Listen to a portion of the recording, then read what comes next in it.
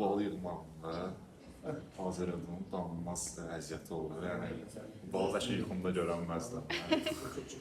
Amma yayı çalışdıq, əziyyət çəkdik, müəllimlər də əziyyət çəkdilər, sağ olsunlar bizim üçün.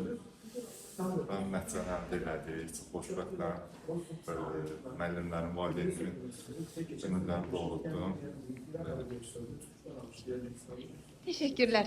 Uğurlar arzuluyoruz. Yolun hemşehrisi. Ben dinlemek sözleri ya 10. sınıftan yanımdalardı. Zaten o zamandan beklediğim sonuçta yani çok özellikle yani diyecek söz bulamıyorum ki çocuklara.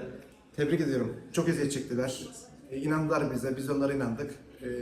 İnancımızı Doğrulttular. doğrulttular, sağ olsunlar. Hayatlarından bundan sonra başarılar, daha iyi yere gelsinler. Bundan daha iyi sonuçlar alsınlar her zaman. Seviniriz. Bundan keçənləri asıl belə çox həyəcanlıyam əslində. Minnətdarlığımı bildirirəm müəllim heyətinə. Həqiqətən çox əziyyət çəkdilər. Uşaqlarımızın var. Uşaqlar da əziyyət çəkdi. Müəllimlər daha çox əziyyət çəkdi.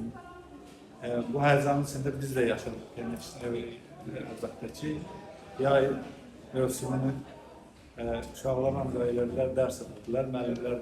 Müəllimlərlə beraber.